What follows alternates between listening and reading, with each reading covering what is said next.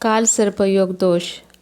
व्यक्तीने त्याच्या मागच्या जन्मात केलेल्या कर्मामुळे काल सर्पयोग दोष निर्माण होतो. व्यक्तीने मागच्या जन्मात किंवा चालू वर्तमान जीवनात सापास मारले असेल तरीही काल सर्पयोग दोष निर्माण होतो. दुसरे म्हणजे आपल्या मृत पूर्वजांचे आत्मा जर नाराज असतील तरीही काल सर्पयोग दोष अशा व्यक्तीच्या कुंडलीमध्ये निर्माण होतो. त्यामुळे काल सर्पयोग दोषाचे निवारण करून विधिवत पूजा करणे आवश्यक आहे.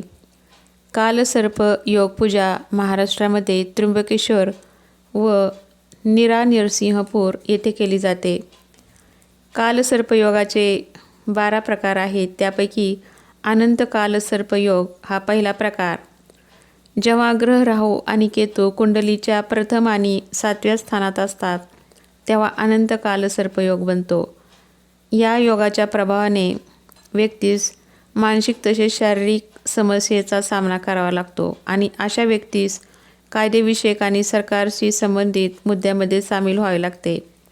हे निदर्शनास आले आहे की अनंत काल सर्पयोग असलेला व्यक्ती हा व्यापक विचाराचा असतो.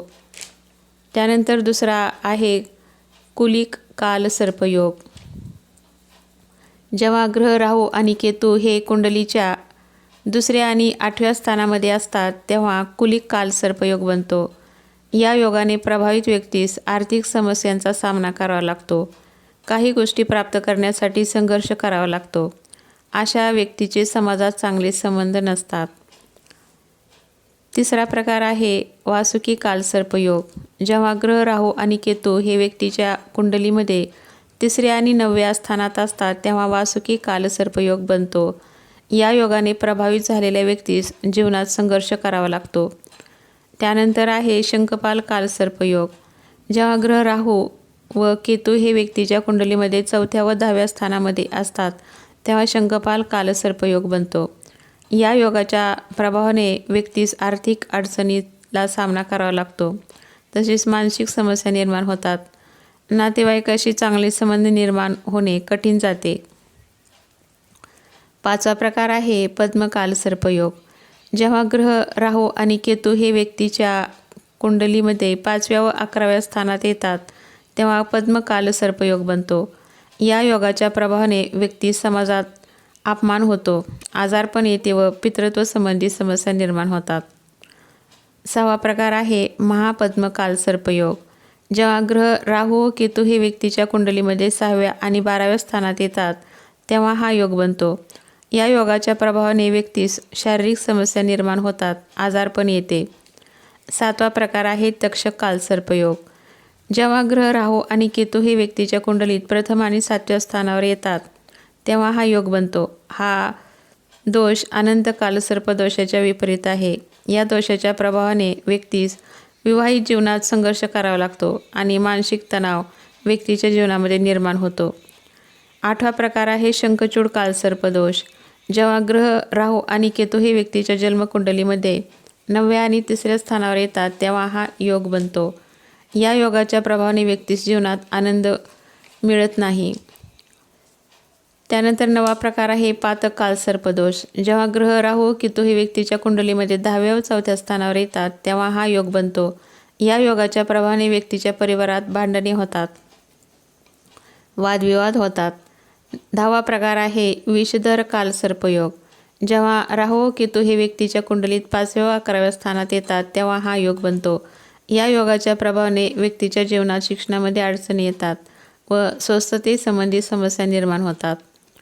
11वा प्रकार आहे शेषनाग काल सर्पदोष. जेव्हा राहू व केतू हे ग्रह व्यक्तीच्या कुंडलीमध्ये 12व्या आणि 6व्या स्थानामध्ये येतात तेव्हा हा योग बनतो. या योगाच्या प्रभावाने व्यक्ती कायद्याच्या प्रश्नामध्ये फसू शकतो. त्यामुळे अशा व्यक्तीला मानसिक ताण वाढू शकतो. त्यासाठी हा योग असेल तर त्वरित कालसर्पशांती करणे आवश्यक आहे. 12वा प्रकार आहे कर्कोटक काल सर्पयोग. जेव्हा राहू व केतू हे ग्रह व्यक्तीच्या कुंडलीमध्ये 8व्या व 2ऱ्या स्थानावर येतात तेव्हा हा योग बनतो. या योगाच्या प्रभावाने व्यक्तीस धन प्राप्त करणे कठीण होते. पेन्शन, विमा, भत्ता यासंबंधीचे पैसे प्राप्त करण्यास बराच काळ लागतो. अशा व्यक्तीस मित्राकडून धोका दिला जातो. अचानक आर्थिक संकट येते. अशा व्यक्तींचा आकस्मिकपणे मृत्यू होऊ शकतो. काल सर्पयोगाच्या प्रभावामुळे ज्या अडचणी, समस्या निर्माण होतात त्यातून मुक्ती मिळवण्यासाठी एकमात्र उपाय आहे तो म्हणजे पूजा आणि शांती करणे. काल सर्पयोगाच्या पूजेमध्ये गणपती पूजन, स्वस्ती पुण्यह वाचन, मातृका पूजन, नांदी श्राद्ध, कुलदेवतेचे पूजन, नवनागाचे पूजन, श्री काळाचे पूजन, राहुकेतूचे पूजन, महादेवाचे पूजन, होम हवन, बली म्हणजे उतारा अशी पूजा असते. काल सर्पयोग दोषाच्या दैनंदिन जीवनावर होणारा परिणाम. भाग्योदय होण्यात अनेक प्रकारच्या अडचणी निर्माण होतात. प्रत्येक कार्यात अपयश येते. उपजीविकेचे साधन देखील लाभत नाही आणि लाभले तर अनेक समस्यांना सामोरे जावे लागते. वडिलोपार्जित धनसंपत्तीचा वारसदार होण्यात अडचणी येतात. शिक्षण पूर्ण होण्यात अडचणी येतात. विवाह होत नाही, झालाच तर भंग होण्याची शक्यता असते. संततीस प्रतिबंध होतो. सामाजिक सन्मान, पद, प्रतिष्ठा प्राप्त करण्यास संघर्ष करावा लागतो. नोकरीत प्रमोशन मिळत नाही. वृद्धापकाळात मुले सेवा करीत नाहीत. नोकरीत प्रमोशन मिळणे कठीण जाते. नोकरी अगर धंद्यामध्ये लक्ष लागत नाही. सततचे आजारपण मागे लागते. घरात शांतता नांदत नाही. मानसिक नैराश्य येते. कमाईपेक्षा खर्च जास्त होतो, त्यामुळे दारिद्र्य येते. कौटुंबिक स्थिती खराब होऊन क्लेश निर्माण होतो. सतत रोगांनी ग्रस्त असणे. व्यक्तीची धर्मावरील व परमेश्वरावरील श्रद्धा नाहीशी होऊन व्यक्ती नास्तिक बनतो. तसेच ज्या व्यक्तीच्या जन्मकुंडलीत काल सर्पयोग आहे अशा व्यक्तीच्या स्वप्नामध्ये मृत पूर्वज दिसतात. काही लोक स्वप्नात हेही पाहतात की त्यांचा कोणीतरी गळा दाबून त्यांना मारत आहे. या योगाच्या प्रभावाने हेही निदर्शनास आले आहे की अशा व्यक्तीचा स्वभाव सामाजिक असतो. त्यांना कुठल्याही प्रकारची लालसा नसते. ज्या व्यक्तीच्या कुंडलीत हा दोष असतो त्यांना सापाचे भय वाटते. ज्या व्यक्तीचा कुंडलीत हा दोष असतो अशा व्यक्तीस जीवनात संघर्ष करावा लागतो व अशा व्यक्तीस एकटेपणाचा अनुभव येतो. ज्या व्यक्तीस कालसर्पयोग असतो त्या व्यक्तीस स्वप्नामध्ये नदी व समुद्राचे दर्शन होते. तसेच स्वप्नात हमेशा भांडणतंटा दिसतो. व्यक्ती मानसिक परेशानीमध्ये असते. अशा व्यक्तीस त्वचारोगही होतात. जीवनसाथीबरोबर त्यांची भांडणे होतात. कालसर्प योगाची पूजा यामध्ये प्रथम गणपतीची पूजा केली जाते. त्यानंतर नागमंडलाची पूजा केली जाते. यामध्ये 12 नागमूर्ती असतात. या 12 नागमूर्तीमध्ये 10 मूर्ती चांदीच्या असतात, 1 मूर्ती सोन्याची असते व 1 नागमूर्ती तांब्याची असते. नंतर नागांना नागमंडळामध्ये बसवले जाते आणि त्याची विद्युत प्राणप्रतिष्ठा केल्यानंतर षोडशोपचार पूजा केली जाते. त्यानंतर नागाच्या मूर्तीचे विसर्जन केले जाते. राहू, केतू, सर्पमंत्र, सर्प सूक्त, मनसादेवी मंत्र तसेच महामृत्युंजय मंत्र या मंत्राचा जप करून होम हवन केले जाते. त्या प्रतिमेवर अभिषेक केला जातो आणि प्रतिमेस नदीमध्ये विसर्जित केले जाते. तीर्थामध्ये स्नान केल्यानंतर पूजेच्या वेळी घातलेले कपडे नदीच्या पाण्यात सोडून दिली जातात. तसेच बरोबर आणलेले नवीन वस्त्र परिधान केले जातात. कालसर्पयोग दोषाचे निवारण करण्यासाठी पूजेच्या वेळी पुरुषाने पांढरा शर्ट व धोतर परिधान करणे आवश्यक आहे व स्त्रीने पांढरी साडी परिधान करणे आवश्यक असते. ही पूजा मुलगा किंवा आईवडील या दोन्हीपैकी कोणीही करू शकतात. कालसर्पयोग दोष यावर उपाय म्हणून शिवलिंगावर अभिषेक करावा. प्रदोष तिथी दिवशी रुद्राभिषेक करावा. रोज महामृत्युंजय मंत्राचा जप करावा.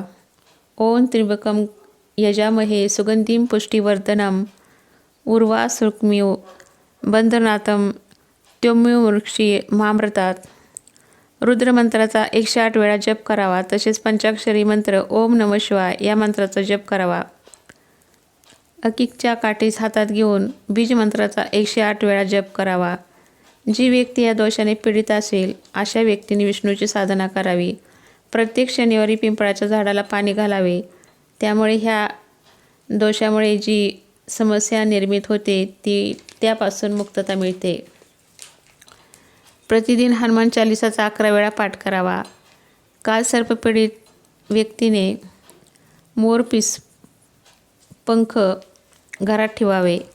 रोज कुलदेवतेची पूजा आराधना करावी. तसेच घरामध्ये किंवा मंदिरामध्ये शिवलिंगावर अभिषेक करावा. कालसर्प योग यामध्ये अशा प्रकारे जर ही पूजा केली तर त्यापासून आपल्याला मुक्ती मिळते आणि त्याच्या प्रभावामुळे नोकरीत उच्चपद मिळते, व्यापारामध्ये वृद्धी होते, पती पत्नीमध्ये असलेले मतभेद नष्ट होतात, मित्रापासून फायदा होतो, परिवारामध्ये शांती मिळते, उत्तम सन्मान प्राप्त होतो, सामाजिक प्रतिष्ठा वाढते. अशा प्रकारे ही कालसर्पयोगाची माहिती आहे. ही माहिती जर तुम्हाला आवडली असेल तर लाईक करा, शेअर करा आणि माझ्या चॅनलला सबस्क्राईब करा. धन्यवाद.